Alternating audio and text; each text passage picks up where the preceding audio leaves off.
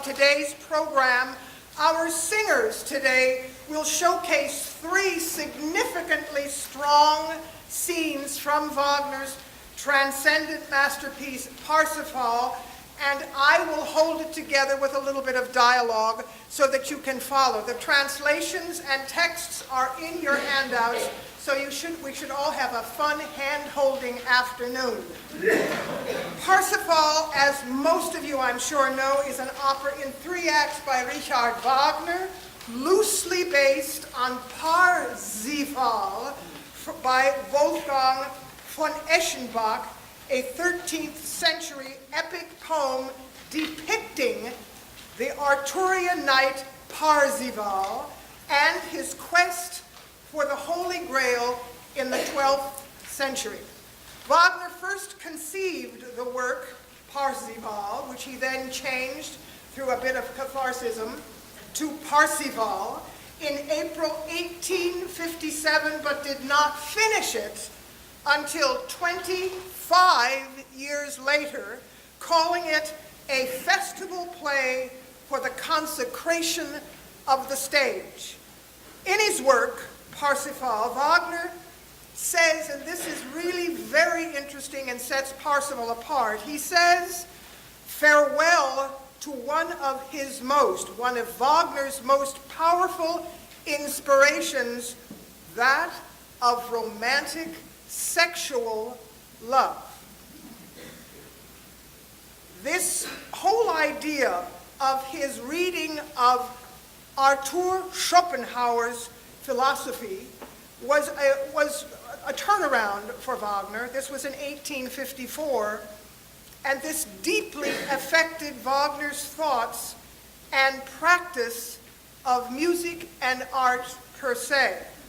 In principle, in Parsifal, the character Parsifal can heal Holy Grail leader Amfortas, who has been severely wounded and the wound does not heal.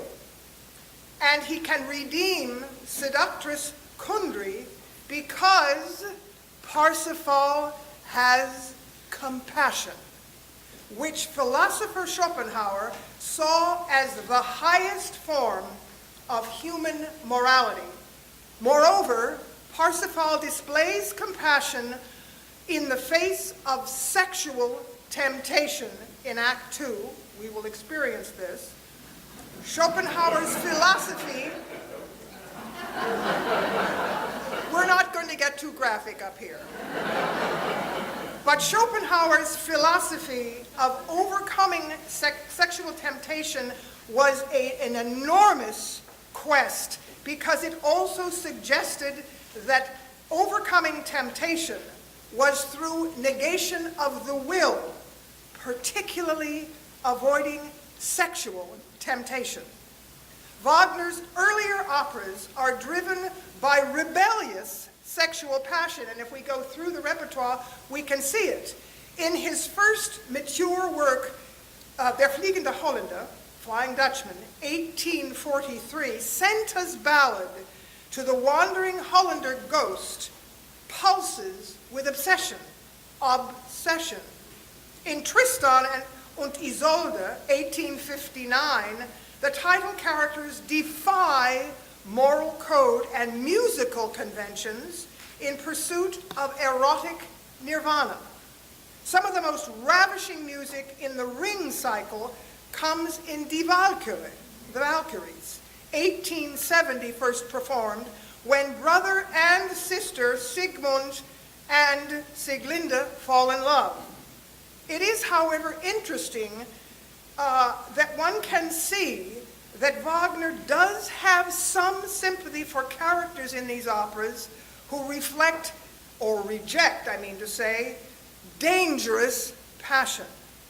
König Marke in Tristan, Hans Sachs in Die Meistersinger, the Master Singers, 1868. Fricka, the very betrayed one, again in the Ring cycle. And even Alberic in the Ring cycle, who denounces love after he's piqued by the Rhine maidens in Das Rheingold. 1869, first performed. It is therefore fascinating that a la Schopenhauer, Wagner, in his final opera, turns his own sexual obsession completely around, and in Parsifal, 1880, sexual passion must be confronted and surpassed, and thus transfigured into universal, compassionate, spiritual love.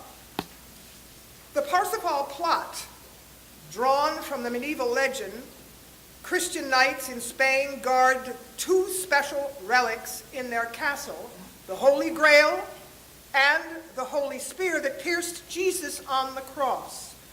The knights of the Grail have been in trouble since their Holy Grail leader, Amfortas, decided to attack a nearby sorcerer's lair armed with the Holy Spear, which the sorcerer, named Klingzor, used to wound Amfortas, and the wound will not heal.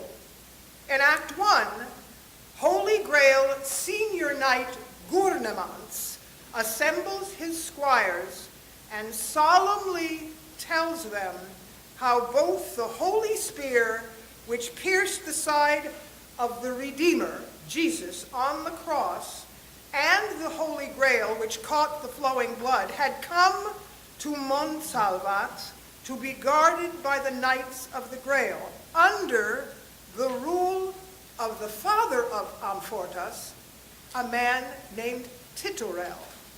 The sorcerer Klingzor had yearned to join the knights, but unable to keep impure thoughts from his mind, he, Klingzor, resorted to self-castration, causing him to be expelled from the Grail order. Klingzor then set himself up in opposition to the realm of the Grail by learning dark arts, claiming the valley of the domain below, and filling it with beguiling, beautiful flower maidens to seduce and enthrall wayward Grail knights. It was here that Titurel's son Amfortas lost the Holy Spear and succumbed to sexual temptation, and Klingzor was able to get a hold of the spear, pierce Amfortas' side, just as Jesus had been pierced. The wound will not heal, but Klingzor is not satisfied. He is still scheming to get a hold of the Grail as well. He wants to be ruler of it all. So in this Act 1 scene, Gurnemans further tells his squires how Amfortas later had a vision after his side had been pierced, which told him to wait for a pure fool, enlightened by compassion, who will finally heal Amfortas' wound. At this moment, during Gurnemans' depiction in his aria that we're about to hear, suddenly there are cries from the Grail Knights that a young man has pierced and shot dead a swan. And suddenly a young man is brought forth. We soon find out that Klingzor's servant is Kundry, who was commanded by Klingzor to specifically seduce Amfortas, allowing Klingzor to steal the spear from Amfortas and stab, or if you will, pierce Amfortas with it. But the wound will not heal, surely governed by Amfortas' shame of seduction by Kundry and succumbing to it. And this causes not only physical pain, but excruciating pain in his soul. Only a man made wise by compassion can save Amfortas, so we come to realize that the young man who shot the swan in Act 1 is the candidate for the job. He seems an uncompromising candidate, however, has defied the castle by shooting a swan, and seems to have little interest in what happens around him, as he does have little interest in his own past. But when he witnesses a wounded Amfortas, suddenly the idea of the unveiling of the Grail to Wagner's glowing transcendent music arouses sympathy in this young lad. Parsifal then sets forth, Parsifal, our young lad, on travels to Klingsor's castle, where he must defy the temptations of the flower maidens planted by Klingsor, and then also Kundry, who is specifically aimed at trying to tackle Parsifal.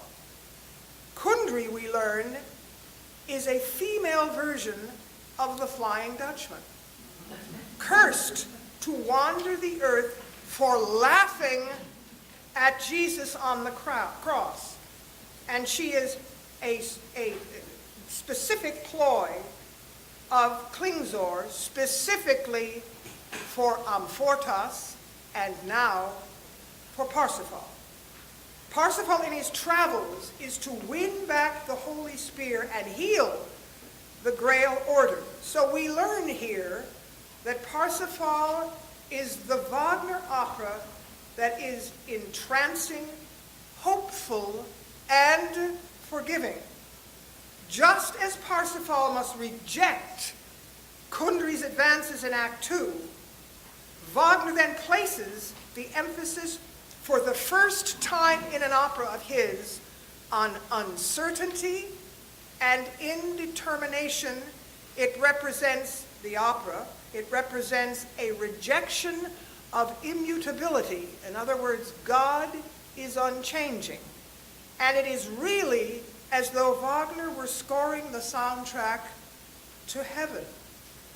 The paradox is that heavenly music is made of earthly notes and harmonies. And I can tell you that Parsifal has a conglomeration of both that have defied musicologists since it was written. It is a brutal, earthly rejection of love. And in this case, you would think, and if you listen carefully when you hear the entire opera, it would be thinkably possible that Wagner would yield to a castrated-like music representing Klingsor, as though depicting Klingsor's mistake of unmanning himself rather than allowing himself to feel and then having the will to resist temptation. In any event, the opera is magical and magnificent, and you will therefore hear in the music associated with Kundry, which will come up in Act 2,